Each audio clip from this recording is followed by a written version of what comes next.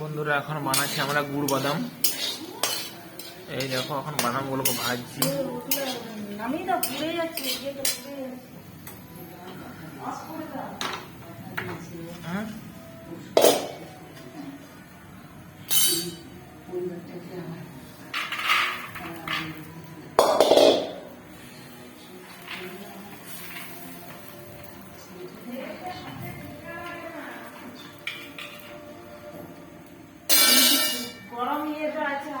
গুড় বাদাম গুলো বানাবার জন্য ভেজে নিলাম প্রথম বাদাম, আর এই এনেছি গুড়টা। গুড়টা দাও, কড়াইটা ধুবে নেই, কড়াইটা ধুতে তো হবে। কড়াই ভাজি না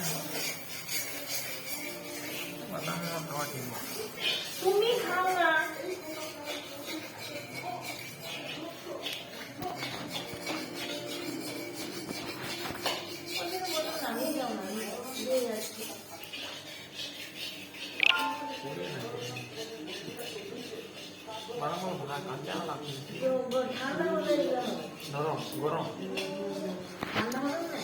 ঠান্ডা হলে বন্ধুরা বলছে এটা ঠিক হবে।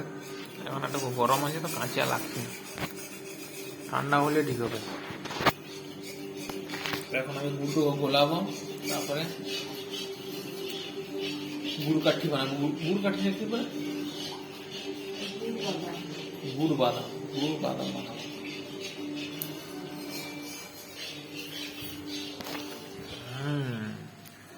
গুড় বাদাম, গুড় তো দেখছো কিরকম হয়ে গেছে, গলে গেছে বুঝলে তো, সেই জন্য গুড় বাদামটা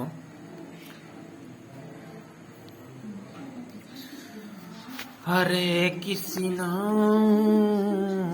হরে হরে।